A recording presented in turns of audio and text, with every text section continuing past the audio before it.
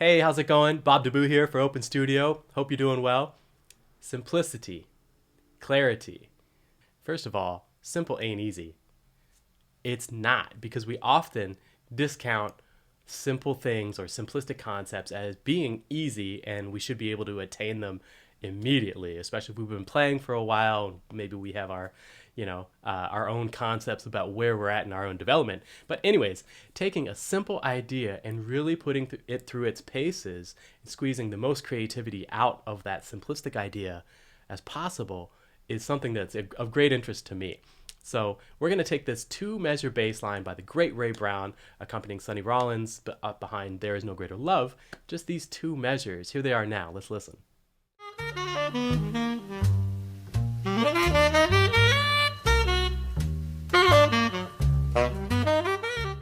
One more time, and here is a transcription of those 2 bars.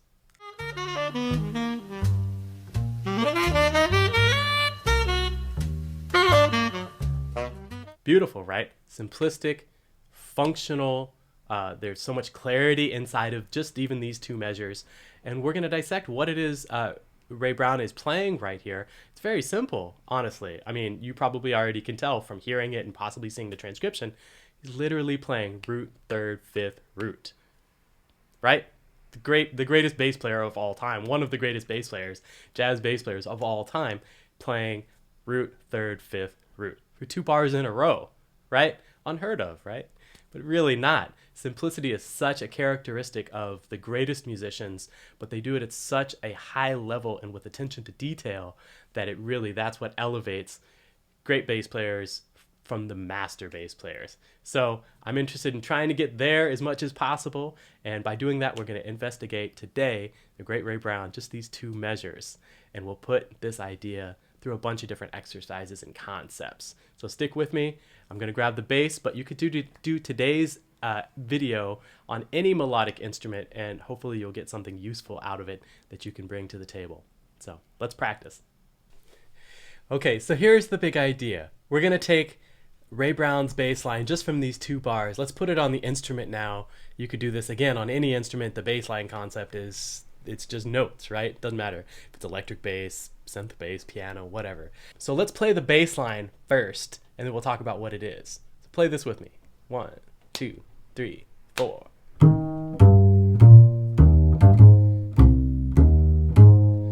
Just those 2 bars, right? One more time. 1, 2, 3, 4.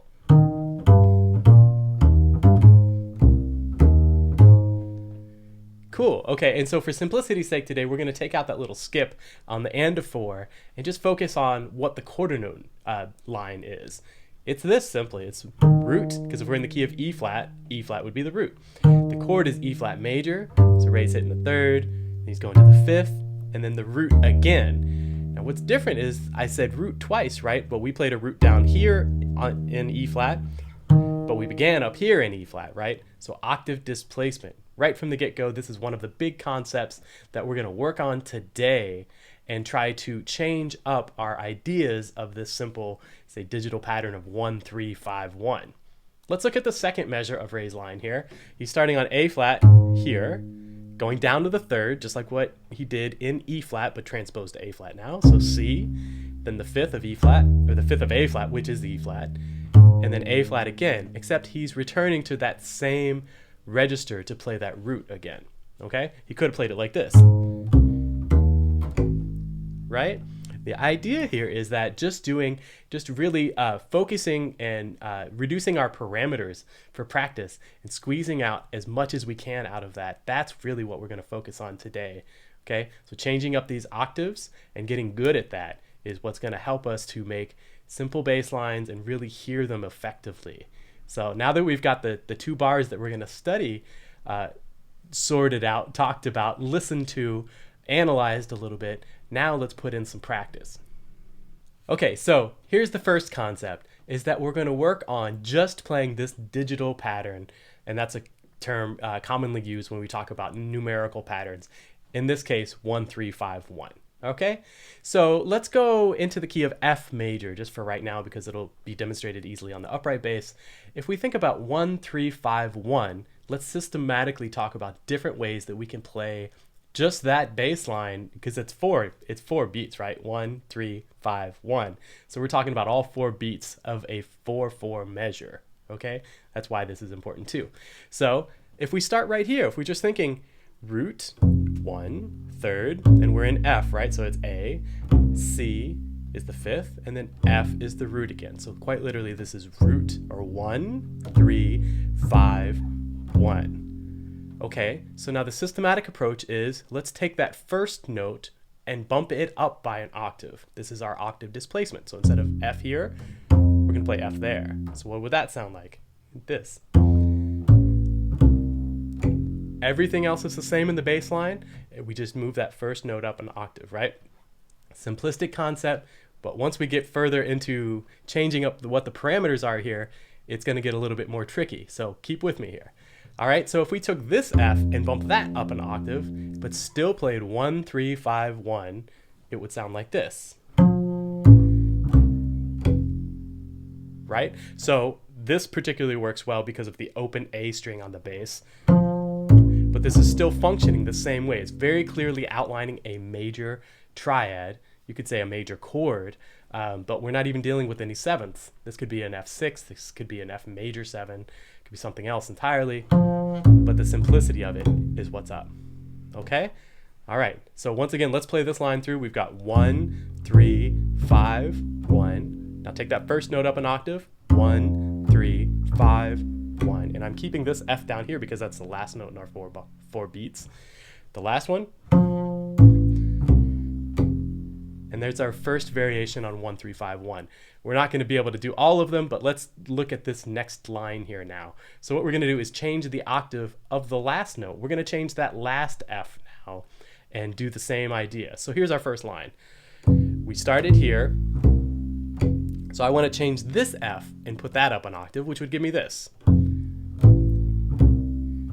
which is a really common way to play a major triad, right? Nothing groundbreaking there, but if we're not aware of it, then maybe that's a new thing to check out.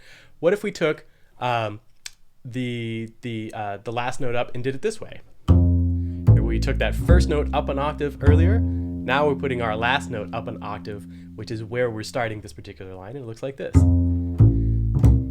Still 1, 3, 5, 1. We're still outlining everything we need to do and doing it systematically. Let's look at one more variation on that. So a minute ago, we took our first note and put the F up here. So what would it sound like if we kept that F and put our last note still in this F area right here?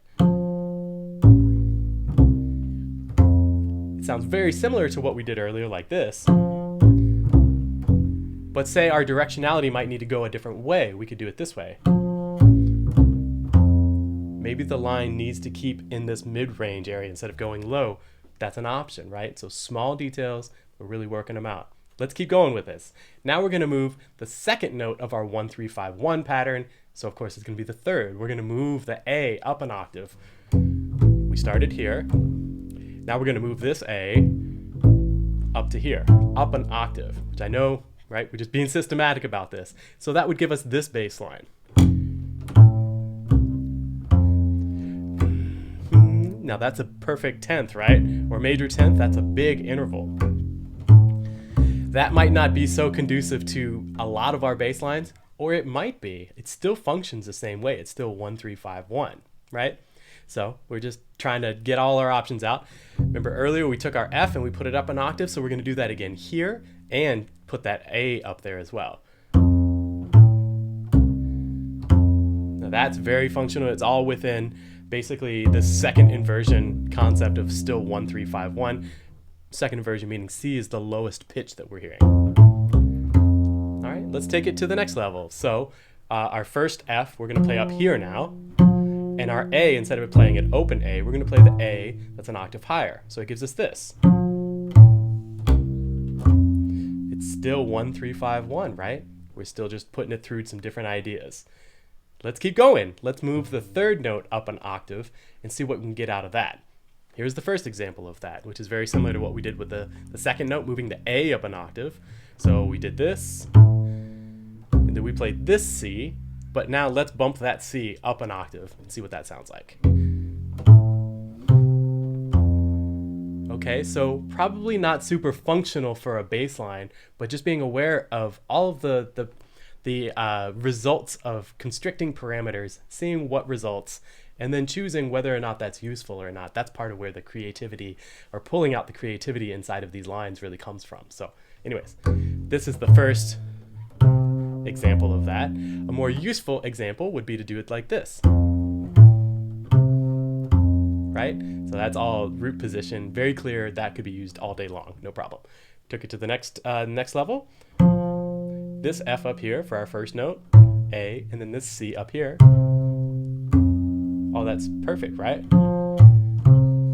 That works just fine, and it's very simplistic. That's literally the same shape that we heard from Ray in the very first line. So we're taking this example to where he's at with it now too. What if we change the octave of everything? It would sound kind of like this. Still 1 3 5 1 all day long. That's all we're practicing today is 1 3 5 1. Okay, stick with me. What if we did it this way? Great. What if we did it this way? Cool, right? Okay, so it's a simplistic concept, but how far can we really take it? If I played all of these examples back to back, we would get this.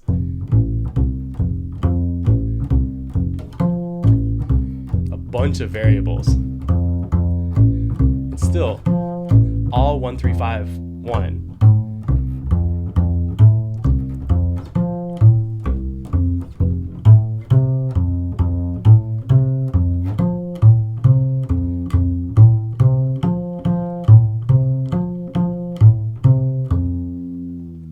So that's a lot of juice just out of this concept of 1 3 5 1. So we want to get good at understanding where we can change our octaves and still keeping the parameter of 1 3 5 1 in our ideas here using octave displacement.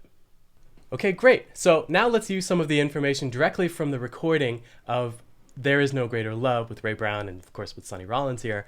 We'll take this line one more time, and the bass line again that we're drawing all of this from is this. And I'll take out the skip now. Okay, so we just, in the key of F, saw a bunch of different variables and ways that we can use octave displacement to make this concept of 1 3 5 1 a little bit more creative, but still being constrictive. So let's do that in E flat, and then we'll do it in A flat, with the goal towards being able to play through the first A section of There's No Greater Love in this particular key using only 1 3 5 1 and see how creative we can get with that. So here are some options on the E flat major triad that we can deal with. Ray, of course, started here. But here's the first one I propose. How about this? It's almost the same line, an octave down, except we can't use the low E flat. What if we changed it up a little bit more? You could get something like this. Right? Nothing groundbreaking, but we want to know our options. Here's the third one that I have listed. And that is quite literally what Ray Brown was doing in that bass line. Another way to do that. Still 1 3 5 1. That's the overarching goal here, our parameters that we're going to work on. So what if we did the same thing in A flat now? It's 1 3 5 1, A flat, C, E flat, A flat. Find a different way to do that now. Cool. Find yet a different way to say that same bit of information. Great. Keep going. What about this? What about this? What about some other ones that come to mind? Take some time, figure this out, and particularly over the chord changes that we're going to do here for There Is No Greater Love in this key. So now I'm just going to present an example of a walking bass line over these 8 bars that utilizes the 1 3 5 1 simplistic concept, but seeing how creative I can get inside of that using octave displacement. So here's the line. 1 2 3 4.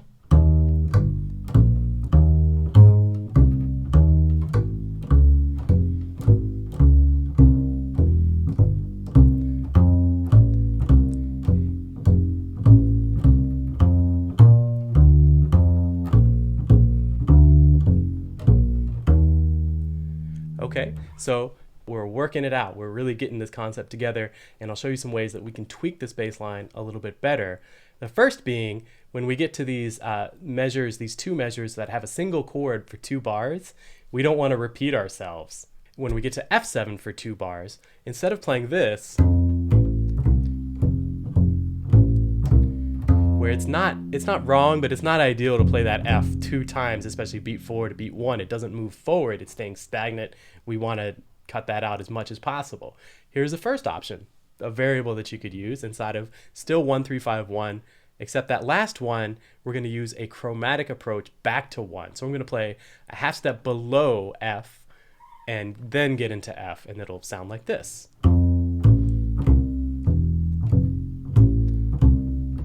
So I'm still thinking of the 1 3 5 1 concept, except that I'm using a different approach to get to the top of that circle, or the top of that 1. Another way to do it is to think a scale step above. You could do chromatic above too. You could use different ideas. These are just the 2 that we're highlighting right now. So here's another way to do it.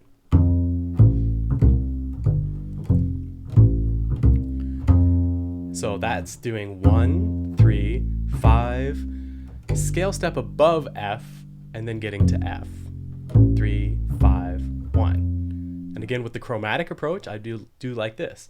1 3 5, E natural, which is a half step leading into the F on beat 1. That's the idea, right? If I put that concept to work over these set of chord changes, it might sound something like this.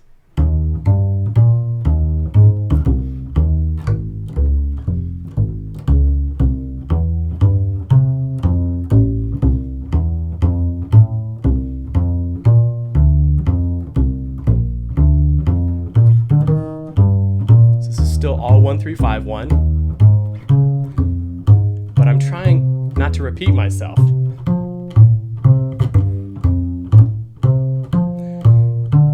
Chromatic. So that's 2 times through those 8 bars, those chord changes, where I'm really simply thinking 1 3 5 1, being as clear as possible and trying to variate when I'm doing octave displacement, which is one of the key concepts here too, is how to change your lines and not just repeat yourself. I'm by no means saying do this on these chord changes. I'm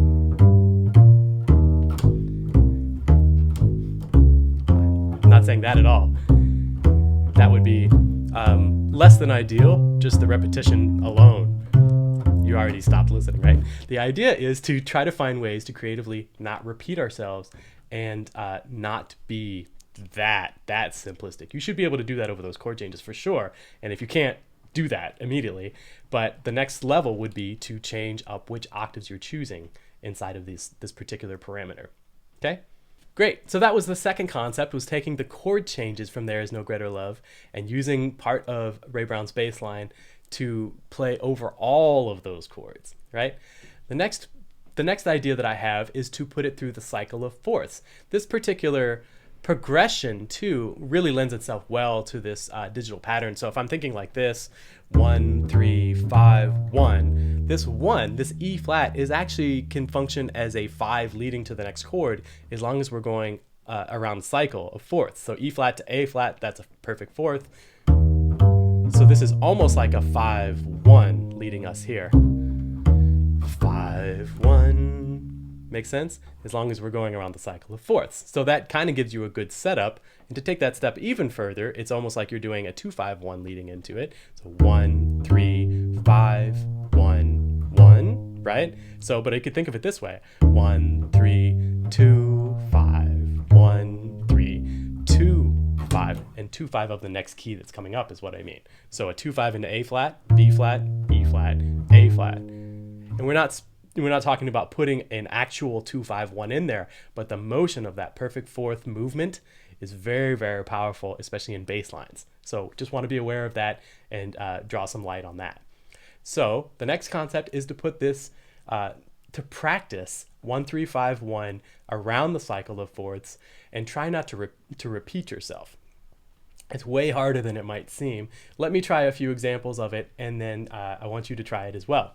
So I'm going to start in the key of C. I'm going to go through the cycle of fourths. I'll have that up on the screen here, but I'm going to literally think about 1 3 5 1, and I'll do it kind of slow, and then I'll speed up. Okay? So here we go. 1 2 3 4. 1 3 5 1 1 in C. Now I'm going to F.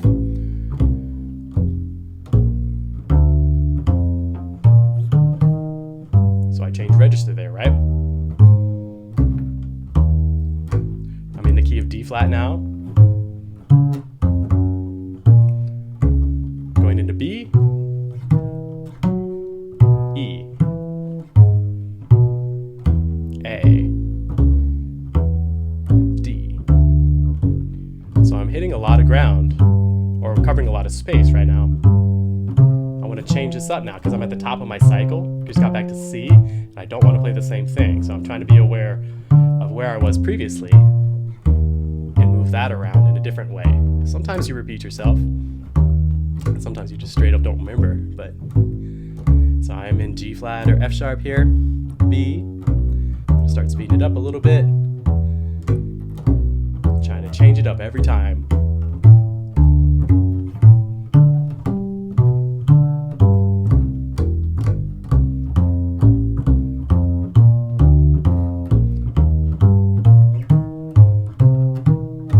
Still all 1 3 5 1.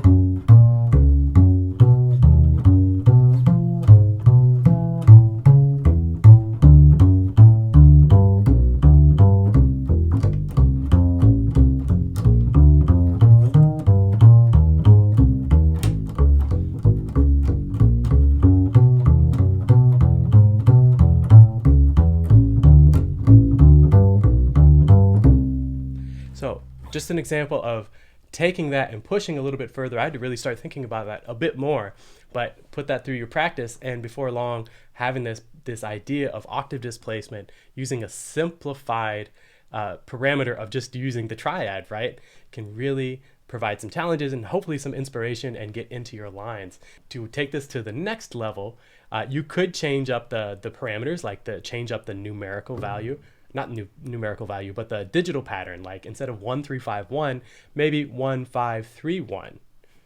1 5 3 1. 1 5 3. You could change it up however you like. You could put different numbers in there, change up the order, and provides endless practice and things that we can work on. Another idea to take this to the next level is to change up the chord quality or the triad quality. You could do it minor. If we take it back into 1 3 5 1, I'll start in C minor, do F minor, B flat minor, etc., etc., and it might go something like this. Still 1 3 5 1.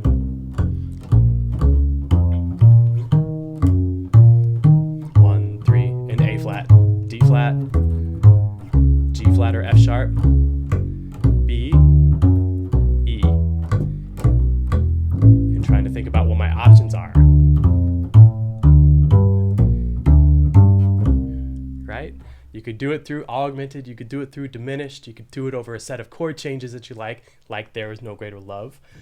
It's a simple idea, and we're pushing it to new levels, just straight from a transcription. So if you find even one measure, two measures of something that you like, transcribe it, figure it out, isolate it, simplify it, and then find some creative ways to practice it, and it'll help get inside your own playing. So that's the big idea for today. Simplify, isolate, and don't discount the simple things, because simple ain't easy. All right, happy practicing. Again, this is Bob Deboo. Be well. Peace.